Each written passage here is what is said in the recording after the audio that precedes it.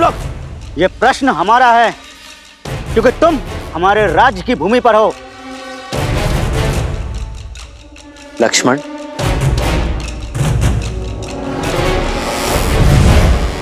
मैं अयोध्यापति महाराज दशरथ का पुत्र राम हूं। दशरथ नंदन राम स्वयं पधारे हैं। ये तो उत्सव का पल है। उनके पांव के स्पर्श से देवी अहिल्या मुक्त हुई। उनके प्रवेश से हमारी धरा भी पावन हो गई। शीघ्र चलो।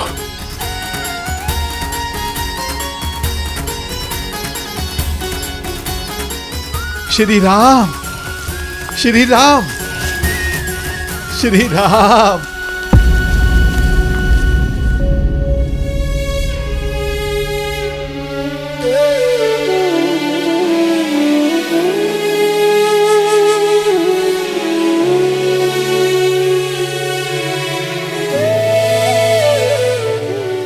कैसा अनर्थ है।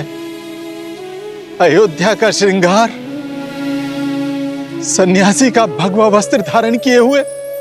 क्या ये वल्कल धारण करने से मैं आपका अतिथि नहीं रहा निषाद? अतिथि तो आकर लौट जात।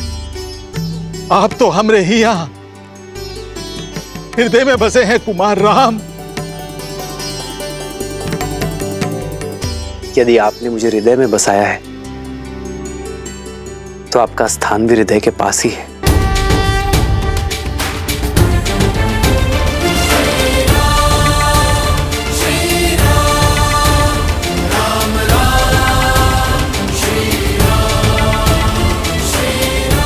ये मेरी धर्म पत्नी सीता है। प्रणिपात देवी। और ये आपकी परछाई अनुज लक्ष्मण। आपका स्वागत है भैया। धन्यवाद गुहा भैया। कब से आपके दर्शन का अभिलाषी था, किंतु आप ये सन्यासी के वेश में मिलेंगे ये आशा नहीं थी। कहा कोनो लीला रच रहे हैं श्री राम? लीला तो कुमार भरत की माता कैकेयी की है गुहा भैया। महाराज दशरथ को विवश कर दिया। भैया को 14 वर्ष का वनवास और अपने पुत्र को, अपने भरत को राज सिंहासन देने के लिए। लक्ष्मण जी भैया, जो स्वयं नियति ने रचा उसका दोष मां कैकेयी को क्यों देना?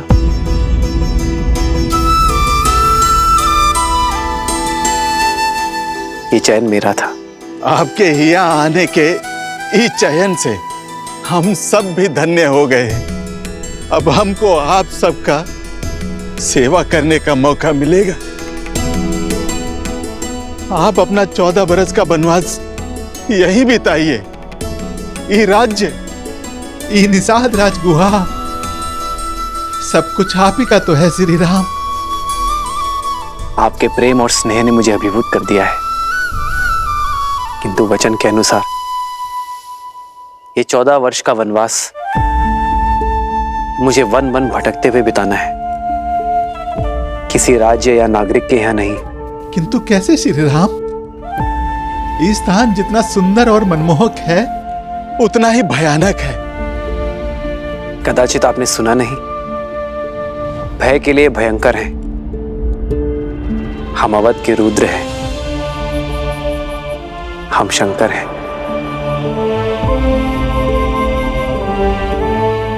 तो फिर ये गुहा को अपना नंदी बना लीजिए। आपको मार्ग दिखाते दिखाते हम भी सद्मार्ग पर चल लेंगे। व्यक्ति का कर्मफल, उसके चयन का परिणाम उसे स्वयं भोगना पड़ता है। कर्तव्य के इस पथ पर हमें अकेले ही चलना होगा। तब श्री राम हमें भी तो कोनो सेवा का अवसर दीजिए। आज रात्रि हम यही इसी वृक्ष के नीचे विश्राम करेंगे। कल सवेरे यदि आप गंगा पार कराने का प्रबंध करा सके तो बहुत कृपा होगी। जो आज्ञा। हमरे मन को तो बस ये बात का चोट रही है कि एक रात्रि के बाद आपसे विछो का सोचकर हमरी ही दशा है तो वहां महाराज दशरथ को कितनी पीड़ा हो रही होगी।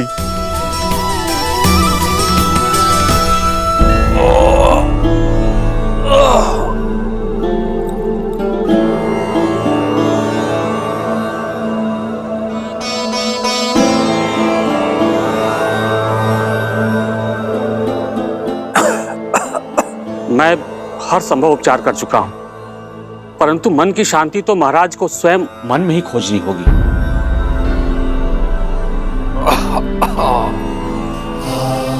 महाराज आशा मत खोइए महाराज, समझ गए हैं ना, वो राम को अवश्य वापस ले आएंगे। हाँ महाराज, भाग्य अयोध्या पे इतना बड़ा अभिशाप नहीं लाएगा।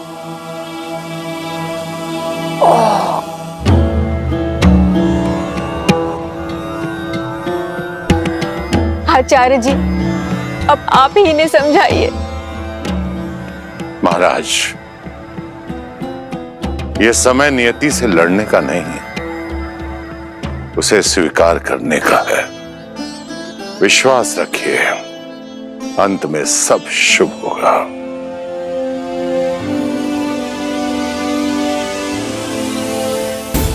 दशरथ, मेरा श्राप सत्य हुआ। तुम अपने पुत्र के वियोग में मरोगे दशरथ। महाराज घबराइए मत महाराज, सब ठीक होगा। कुछ ठीक नहीं होगा, ये घबराहट ही तेरे प्राण ले लेगी। ये वो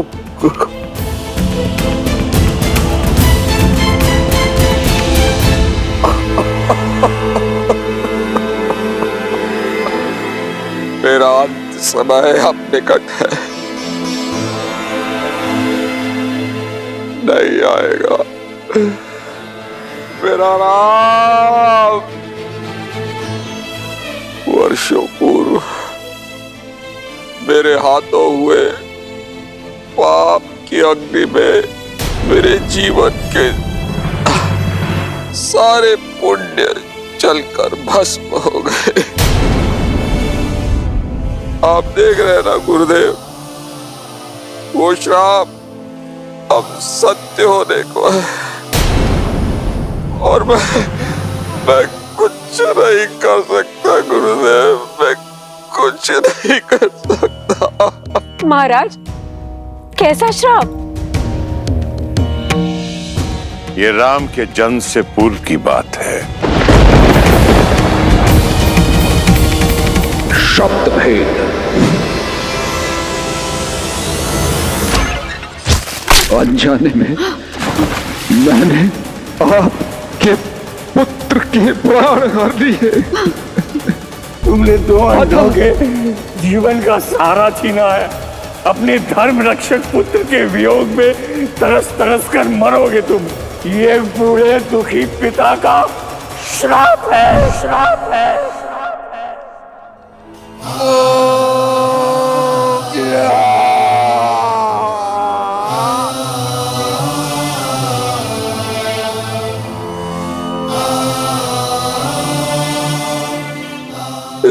श्राप का दंश अब मुझे डसने वाला है सुमित्रा। महाराज, धैर्य रखिए।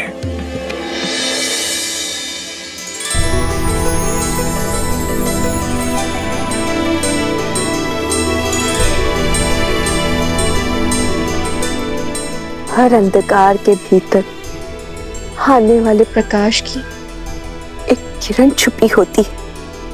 आशा रखिए आप मारे, मत भूलिए कि वो श्राप आपके लिए वरदान बन गया। उसी के कारण आपके आंगन में 4 पुत्रों का आगमन हुआ। मुझे पूरा विश्वास है राम का ये आयान रघुवंश के भविष्य में केवल गर्व का प्रकाश ही लाएगा। शीघ्र ही नया सूर्योदय होगा।